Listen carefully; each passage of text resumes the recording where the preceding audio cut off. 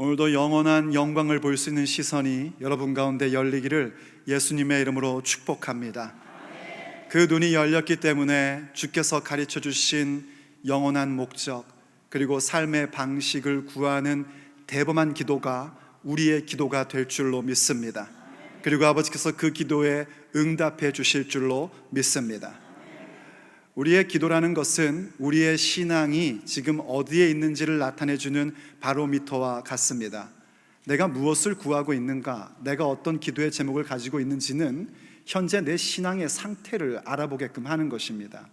내 삶의 목적을 어디에 두고 있는지, 혹은 어떤 삶의 방식을 추구하고 있는지 우린 우리의 기도의 제목들을 살펴보면 명확하게 알 수 있습니다.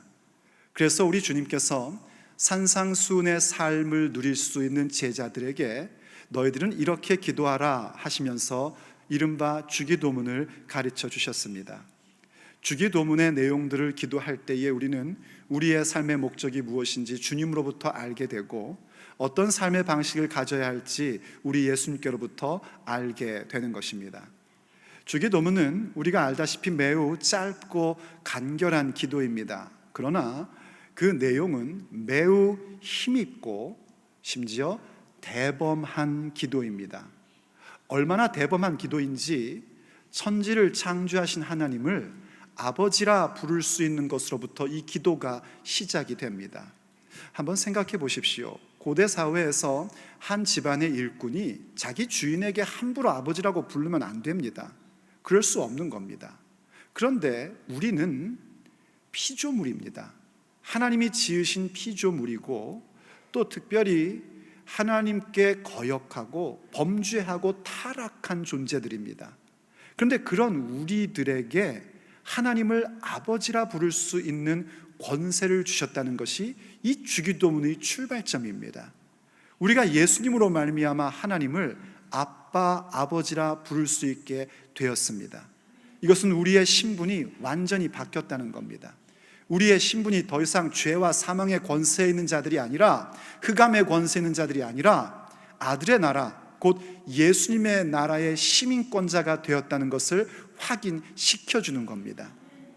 그렇기 때문에 우리가 삶의 목적을 어디에 둬야 하는가, 주님께서 기도 가운데 그것을 가르쳐 주신 겁니다. 이름이 거룩히 여김을 받으시옵고 나라가 임하시옵고 뜻이 하늘에서 이루어진 것 같이 땅에서도 이루어지이다 라고 기도하라 하시면서 삶의 목적이 하나님의 명예를 위해서, 아버지의 이름을 위해서 살아야 한다, 그것이 목적이어야 한다라는 것을 알고 기도하며 도움을 구하라는 것입니다.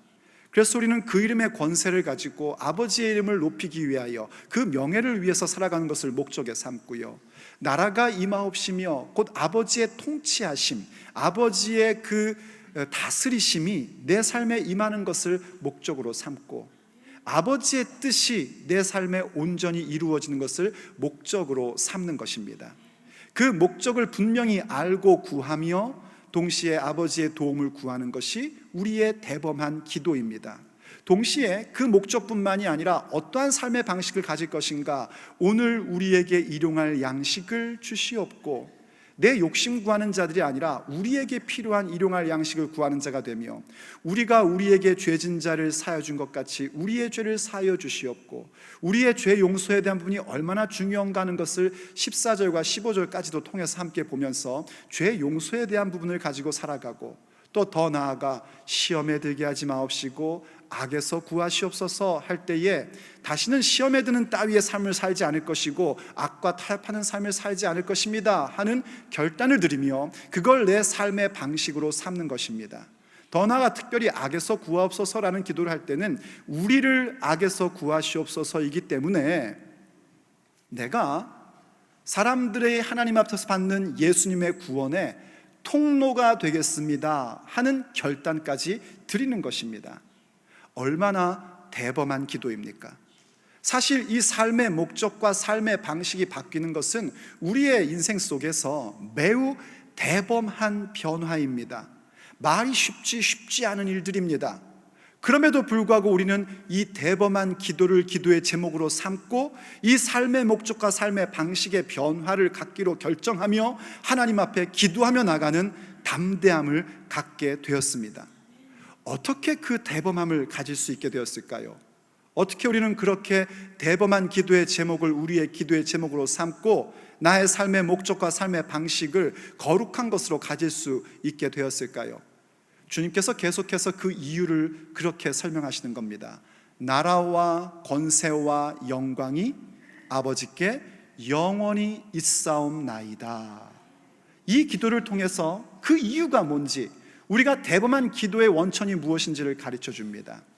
여러분들 기억하시겠지만요, 전통적으로 주기도문을 한글로 외울 때에는 이 앞에 대개라는 말이 붙습니다. 대개 나라와 권세와 영광이 아버지께 영원히 있사옵나이다 합니다.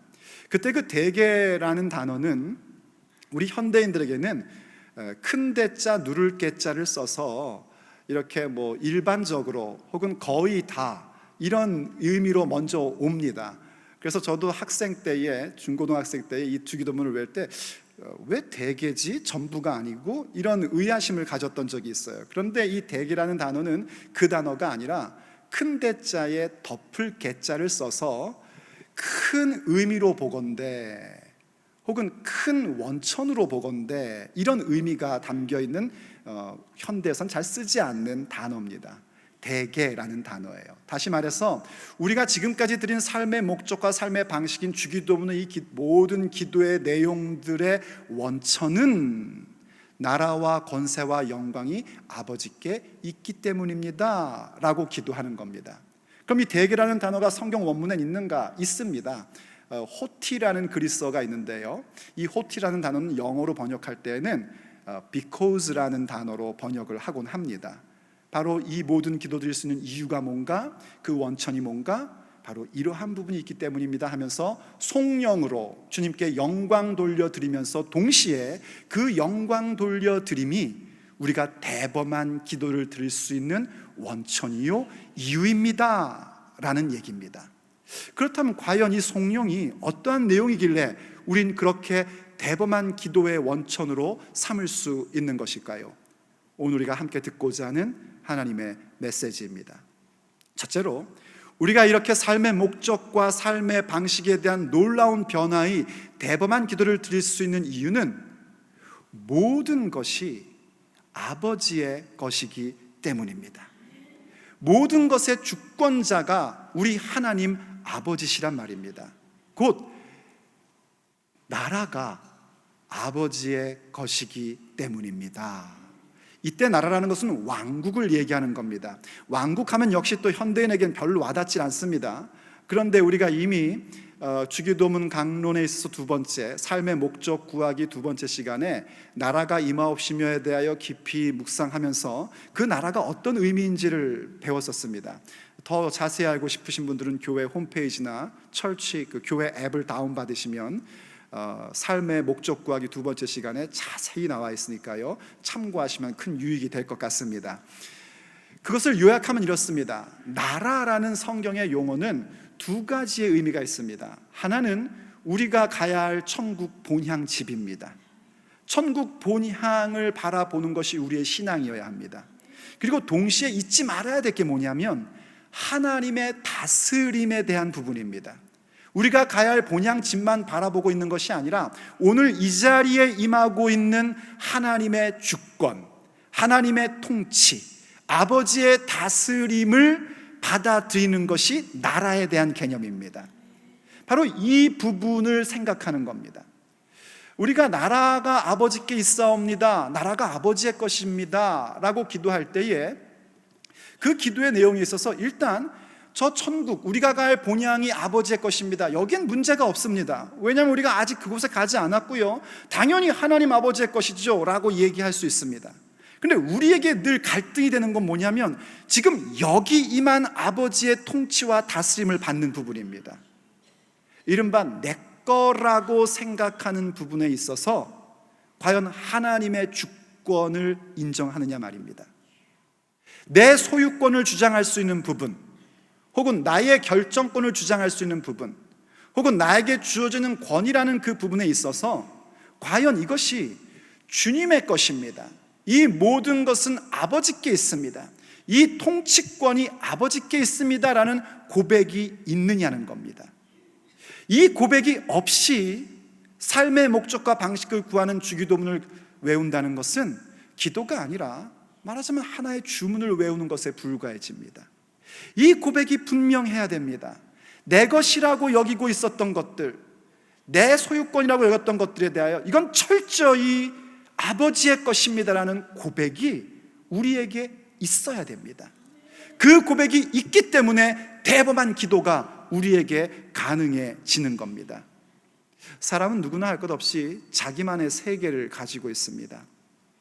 자기의 것이라고 주장할 수 있는 것들을 늘 갖기 마련입니다.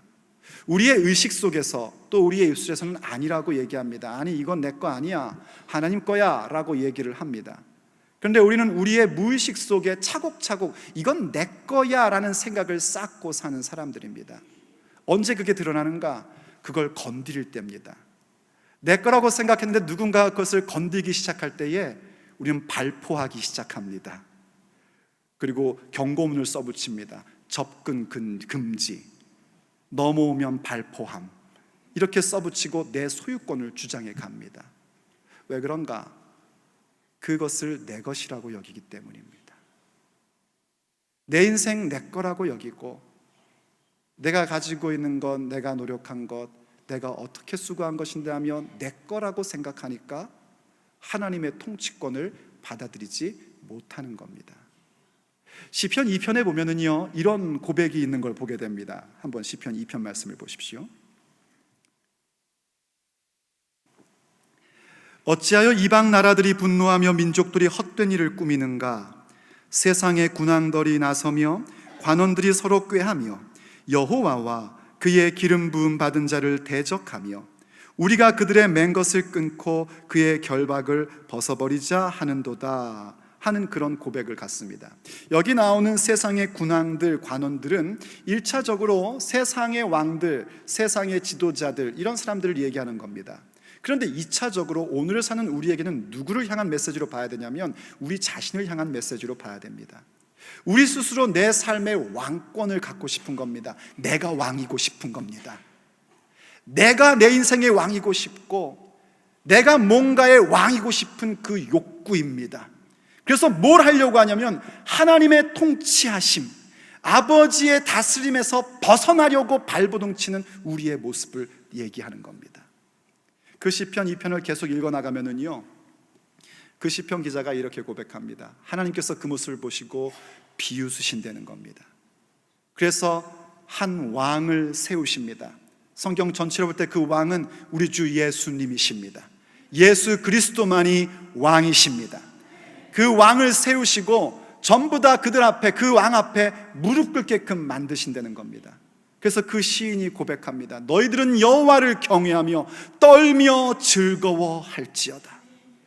예수님의 그 통치권 앞에, 아버지의 통치권 앞에 떨 줄 알고 즐거워하라는 겁니다.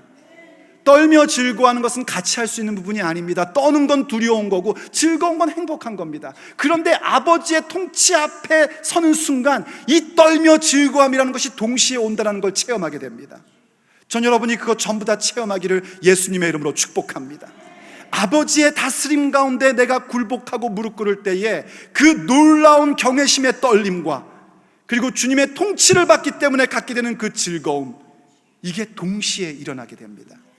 그래서 선언하는 겁니다. 모두 다 주님 앞에 무릎을 꿇어라. 이 고백이 우리에게 필요하단 말입니다.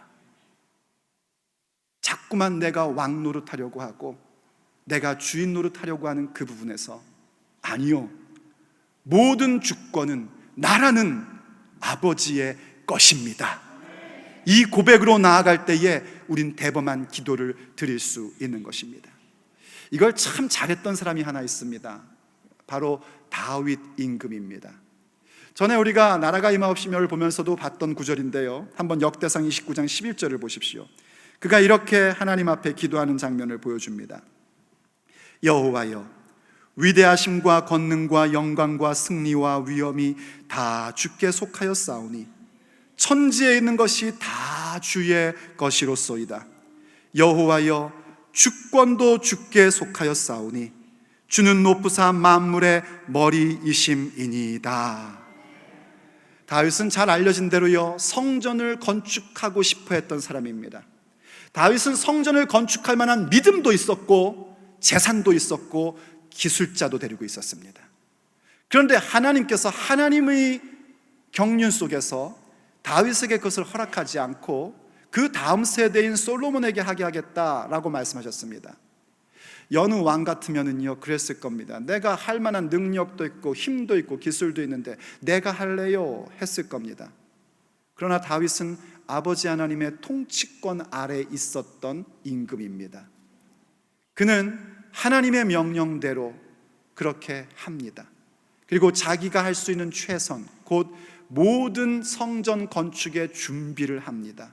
금, 은, 철, 동, 나무를 모으고 많은 재산을 모읍니다. 그 많은 재산을 모을 때요, 옛날 고대 임금 같으면은요 거기에 자기 이름 내세우는 걸 원했을 겁니다. 그런데 그는 그렇게 고백을 합니다. 모든 것이 주께로부터 왔사오니 주님의 것을 주께 돌려드릴 뿐입니다. 나와 내 백성이 도대체 무엇이 간데 주 앞에 이렇게 드릴 수 있게 했나이까? 그런 고백을 드립니다. 그리고 더 나아가서 방금 읽은 구절처럼요, 모든 것이 하나님께 속했습니다 라고 얘기하면서 주권도 주께 속하였습니다 라고 고백합니다. 이때의 주권이라는 단어는 우리가 지금 주기도문에서 보고 있는 나라라는 단어와 똑같은 단어입니다. 영어 성경 이걸 전부 다 거의 다 킹덤이라고 번역해놨습니다. 고대 사회에서 킹덤이라는 것, 왕국이라는 것은 왕의 것입니다. 다윗은 왕입니다. 내 거라고 주장할 수 있는 부분입니다. 그런데 다윗은 알고 있었습니다. 그게 자기 것이 아니라 하나님의 것이라는 것을 알고 있었습니다. 그래서 기꺼이 내 소유권을 주장할 수 있는 그 부분까지 이것은 아버지께, 하나님께 속한 것입니다 하는 고백을 드린 겁니다. 이게 우리의 고백이어야 한단 말입니다. 전부 다 주님의 것입니다. 주님만이 왕이십니다. 이 교회의 왕도 주님이십니다. 주님이 주인이십니다. 아버지 하나님만이 모두 다 다스려 주시옵소서. 이 고백의 신앙을 가질 때 우리는 주기도문에 나와 있는 그 대범한 기도를 우리의 기도의 제목으로 삼고 믿음의 여정을 걸어갈 수 있는 것입니다. 둘째로 대범한 기도의 원천은 무엇인가? 그것은 아버지의 능력을 의지하기 때문입니다. 권세가 아버지의 것입니다 하는 기도입니다. 이때 권세라는 것은 영어로 얘기하면 파워를 얘기합니다. 힘에 대한 얘기입니다. 여러분, 아까 아멘으로 하나님께 영광 돌려서요 참 감사합니다. 오직 아버지만이 다스리시옵소서. 모든 주권은 아버지께 있습니다. 아버지만이 모든 통치권을 가지셨습니다. 여기에 아멘 하셔서 참 감사합니다. 그런데 여러분, 우리가 알지요, 그렇게 분명히 고백을 했는데 이게 잘 안 되지 않습니까? 뭐 때문에 안 되냐면요, 그 원수 같은 육신의 생각 때문에 이게 잘 안 됩니다. 조금만 틈을 주면 이 육신의 생각이 나의 영의 생각을 자꾸 가로막으려고 합니다. 이 육신의 생각을 죽이고 싶은데요, 우리의 힘과 능력으로는 그게 되질 않습니다. 그래서 무엇을 고백할 수밖에 없는가? 힘은, 모든 권세는 아버지께 있습니다. 그래서 저는 아버지의 힘만을, 아버지의 능력만을 의지합니다. 이 고백 드리는 겁니다. 아버지의 능력은 뭘까요? 그것은 예수님의 이름의 권세입니다. 예수님의 보혈의 능력입니다. 오직 예수님의 이름의 권세, 보혈의 능력만이 우리의 육신의 생각을 죽일 수 있는 것입니다. 그래서 그 권세 의지하겠다는 겁니다. 그 능력 의지하겠다는 겁니다. 그때 우리의 기도가 대범한 기도로 나갈 수 있는 것이고, 오직 아버지의 능력을 의지할 때만 우리는 아버지의 통치하심 가운데 기꺼이 들어가며 우리의 인생의 여정을 믿음 가운데서 걸어갈 수 있는 겁니다. 우리의 문제는 뭐냐면, 조금만 뭐 할 수 있으면 우리 힘을 의지하려는 게 문제입니다. 그래서 주님께서 때로는 우리에게 여러 가지 일들을 허락하시는 것 같습니다. 여러분, 살다 보면 별일 참 다 만나죠. 별일 참 다 만납니다. 이상한 일들도 만나고요, 어려운 일도 만납니다. 그건 우리들만의 얘기가 아닙니다. 믿음의 길을 가고 있었던 사도들도 그런 일을 만날 때가 있었습니다. 한번 보세요, 여러분. 고린도 후서 1장 9절 말씀, 더 알아듣기 쉽게 세 번역으로 제가 준비했습니다.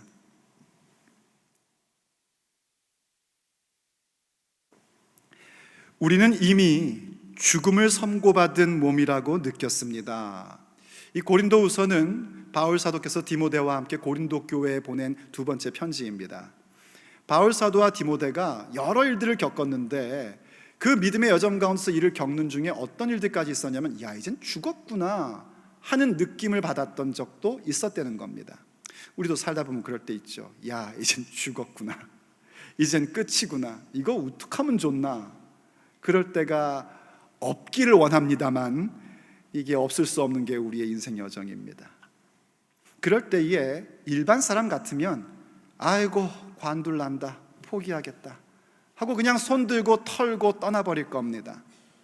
그러나 하나님의 통치 가운데 있는 사람, 아버지의 다스림을 믿으며 고백하는 사람은 그 가운데서 어떤 모습을 갖는가? 바울 사도가 계속해서 이렇게 고백합니다. 그렇게 된 것은, 내가 이제는 죽는가 보다 하는 그 일을 만나게 된 것은 우리 자신을 의지하지 않고 죽은 사람을 살리시는 하나님을 의지하게 하기 위함이었습니다. 이겁니다, 이거. 뭔가 일들이 잘 돼갈 때 우리는 그런 착각을 하지 않습니까? 내가 최선을 다했더니 이런 결과가 나왔다, 내가 열심히 노력해서 이런 열매를 맺었다. 우리 그런 말 하는 거 참 좋아하지 않습니까? 근데 정말 그렇습니까? 정말 최선을 다했기 때문에 그런 결실이 우리에게 온 겁니까? 최선을 다해도 그런 결실이 없는 경우들은 수없이 많습니다. 물론 우리는 최선을 다해야 합니다. 아버지 앞에 우리의 온 힘을 다하고 온 정성을 다하고 뜻을 다하여 모든 것을 행해 나가야 됩니다. 그런데 그것만으로는 아니란 말입니다. 우리의 그 최선을 아버지께서 받으시고 그리고 그분의 능력을 우리에게 쏟아부어 주심으로 그 모든 열매가 맺게 된 것입니다.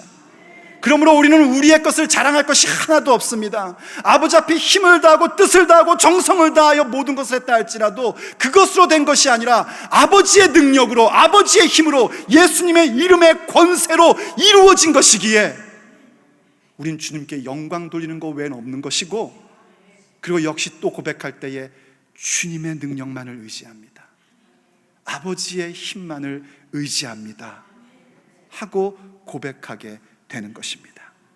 이 능력, 의지함, 그것 때문에 우리는 주님의 통치 가운데 거하게 되고, 그것 때문에 우리는 주기도문 속에 나와 있는 삶의 목적과 삶의 방식을 대범하게 간구하며 나아갈 수 있는 것입니다. 마지막 세 번째로요, 우리가 이 대범한 기도를 드릴 수 있는 원천은 무엇 때문인가? 바로 영원한 영광을 바라보기 때문입니다. 영광이 아버지께 있습니다. 영원히, 이 얘기입니다. 우리가 하나님의 주권을 인정하자고 했습니다. 오직 모든 통치권, 왕국은 아버지께 있습니다. 내 삶의 모든 소유권이든 결정권이든 어떠한 것이든지 간에 전부 다 아버지의 것입니다.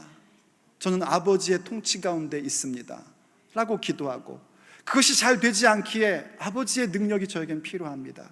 보혈의 권세, 보혈의 능력이 절실히 필요합니다. 오직 힘은 아버지께 있습니다. 권세는 아버지께 있습니다. 그러니 그 권세에 의지할 때마다 예수님의 보혈의 권세, 우리 권세 되게 하여 주시옵소서. 예수님의 이름의 권세, 우리 권세 되게 하여 주시옵소서. 이 기도하며 나갈 때 우리에게 꼭 필요한 게 뭔가? 우리의 눈이 열리어 그 영원한 영광을 목격하는 것입니다. 성경의 영광이라는 말은요, 이 세상의 영광을 얘기하는 게 아닙니다. 스포츠에서 받는 금메달 영광, 그런 거 얘기하는 거 아니고요, 혹은 복권 당첨돼가지고 1등 된 그런 영광, 그런 거 얘기하는 거 아닙니다. 성경에서 말하는 영광이라는 것은 하나님의 위엄을 표현할 때 쓰는 말이 영광입니다. 그리고 동시에 하나님께서 당신 자신을 우리 가운데 나타내 보이실 때에, 곧 하나님의 임재하심이 우리에게 목격될 때에 그것을 영광이다 라고 얘기합니다. 다시 한번요, 성경의 영광이라는 것은 하나님의 위엄을 표현할 때에 쓰는 용어요, 동시에 하나님의 현존하심이 우리 가운데 나타날 때 쓰는 용어가 영광이라는 단어입니다. 이 영광을 우리의 삶 속에서 목격하고 아버지께서 은혜를 주시어 우리의 눈이 열리어 천국의 영원한 영광을 목격하는 게 우리에게 있어야 됩니다. 모든 영광은 오직 아버지께 속한 것입니다. 우리의 것이 아닙니다. 사람의 영광을 구하고 사람에게 영광 받는 것이 아니라 이 모든 영광은 아버지께 있습니다 하는 것을 고백해야 됩니다. 우리에게 필요한 건 뭐냐면 바로 그 영광에 참여함을 입는 것입니다. 이곳에 임재하신 아버지의 영광을 목격하며 예배 가운데 참여하고, 우리가 먼 훗날 미래에 우리의 본향집에서 아버지의 영광 가운데 참여하는 것입니다. 그래서 그 영광 가운데 참여함으로 아버지께 영광 돌리는 겁니다. 우리가 구원받은 이유가 뭡니까? 요약하면 우리 하나님 아버지께 영광 돌리기 위함입니다. 그걸 볼 줄 알아야 됩니다. 그걸 체험할 줄 알아야 됩니다. 주의 영광이 이곳에 가득한 것을 볼 줄 알고 우리의 눈이 열려 영원한 영광을 목격해야 우리는 이 땅 가운데에서 대범한 기도를 가지고 나아가는 복된 예수님의 사람들이 될 수 있는 것입니다. 사도 요한이요, 밤모섬에서 유배를 하고 있었습니다. 나이 많은 사도 요한이 밤모섬에 유배를 당했다는 것은 곧 사형 선고를 받은 것과 같은 거였습니다. 죽을 것 같은 그 상황 속에서 모든 것을 포기할 수밖에 없는 상황. 왜 나는 분명히 하나님의 뜻대로 살았는데, 주님의 통치함 가운데서 거하며 살았는데 왜 내게 이런 일이 일어날까? 사도 요한 역시 하나님을 의지하며 그분의 능력으로 그 모든 것을 통과하고 있었습니다. 그러던 어느 날 하나님께서 그의 눈을 열어주십니다. 천국의 열린 문을 보게 하시고 그리고 그 영광의 장면들을 목격하게 하십니다. 그것을 목격할 때 천국에서요, 24장로가 머리에 면류관을 쓰고 내 짐승과 함께 보좌에 계신 이에게 영광과 존귀와 찬양과 감사를 올려드리는 모습을 목격하게 됩니다. 그들이 노래합니다. 거룩하다, 거룩하다, 거룩하다. 전에도 계셨고 이제도 계셨고 장차 오실 이시로다 하며 놀랍게 찬양하는 모습을 발견을 합니다. 바로 그 모습은 천상에서, 천국에서 하나님께 예배드리는 모습이고, 그 예배를 우리가 지금 앞당겨서 이 자리 가운데 드리고 있는 겁니다. 그래서 이러한 모든 모습을 목격한 사도 요한이 마지막에 가서 곧 교회의 완성된 모습과 주님의 다시 오시는 재림에 대한 부분을 설명하면서 이런 구절을 우리에게 기록해주고 전해주고 있습니다. 계시록 21장 26절 27절입니다. 사람들이 만국의 영광과 존귀를 가지고 그리로 들어가겠고, 여기 만국의 영광과 존귀라는 것에 대해서는요, 두 가지 해석이 있습니다. 하나는 그냥 이 땅에 있는 영광과 존귀다라는 해석입니다. 저는 그거를 따르질 않습니다. 왜냐하면 이 땅에 있는 영광이라는 것이 그냥 세상의 영광도 포함되기 때문입니다. 오히려 이때 만국의 영광이라는 것은 좀 전에 설명드렸던 것이요, 하나님의 위엄 그리고 하나님의 현존하심이 인간 역사 속에 나타난 일들, 그것이 만국 가운데 있단 말입니다. 여러 나라 가운데 있습니다. 하나님의 영광의 나타나심의 절정이 누구시냐면 바로 우리 주 예수 그리스도십니다. 바로 예수님을 믿는 믿음이 하나님의 현존하심의 증거이고, 예수님께 영광 돌리고 예배함이 하나님의 현존하심의 증거인 겁니다. 그래서 이러한 만국의 영광과 존귀를 가지고 우리는 결국 천국에 들어가는 겁니다. 풀어 설명하면 예수님을 믿는 믿음 가지고 아버지 앞에 예배드리는 그 예배자의 심정을 가지고 우린 영원한 본향 가운데 들어가게 될 것입니다. 그래서 그 다음에 계속해서 이렇게 얘기하는 겁니다. 27절, 무엇이든지 속된 것이나 가증한 일 또는 거짓말하는 자는 결코 그리로 들어가지 못하되 오직 어린 양의 생명책에 기록된 자들만 들어가리라. 우리가 바로 이 만국 가운데 임한 아버지의 위엄과 아버지의 현존하신 그 영광을 목격하기에 곧 예수 그리스도를 믿고 하나님을 아바 아버지라 부르며 우리의 삶의 목적을 영원한 것에 두고 우리의 삶의 방식을 하나님이 가르쳐 주신 아름다운 삶의 방식으로 갖고 나아갈 때에, 아버지의 통치 가운데에서 오직 주님의 능력만을 의지하며 갈 때에 주님의 영광 가운데 우리는 참여하게 된단 말입니다. 그렇기 때문에 우리는 이렇게 세상에 속된 것이나 가증한 일이나 거짓말에 합류될 수가 없습니다. 그것과 타협할 수가 없습니다. 오직 우리는 주님의 영광, 주님의 존귀함만을 간직하고 싶고 그것을 바라보는 시선만을 주 앞에 열망할 뿐인 것입니다. 그래서 그 영광 바라보는 눈이 우리에게 열려야 합니다. 영원한 영광을 볼 수 있는 눈을 열어 주시옵소서. 이곳에 임재한 아버지의 영광을 볼 수 있도록 우리의 눈을 열어 주시옵소서. 우리의 기도 제목이 돼야 됩니다. 바로 그 모든 영광이 아버지께 있기 때문에 우리는 아버지 앞에 대범한 기도를 드릴 수 있는 자가 되는 것입니다. 사랑하는 성도 여러분, 오늘도 기도하십시오. 그 영원한 영광을 볼 수 있게 달라고 간구하십시오. 그것을 봐야 내 소유권, 내 것이라고 생각하는 것을 버리고 아버지의 통치만을 인정하며 나갈 수 있습니다. 그것을 봐야 아버지의 능력이 무엇인지를 절실히 깨닫게 되고 아버지의 능력만을 의지하는 지혜로운 자가 될 수 있습니다. 왜 우리가 그토록 대범한 기도를 드릴 수 있습니까? 참 쉽지 않은 그 기도의 내용들을 대범하게 드릴 수 있는 이유는 나라와 권세와 영광이 아버지께 영원히 있기 때문입니다. 기도하시겠습니다. 사랑하는 아버지 하나님, 나라와 권세와 영광이 우리 아버지께 영원히 있사옵나이다. 이 기도의 고백 때문에 우리가 주 앞에 대범한 기도를 드릴 수 있게 해주시니 감사드립니다.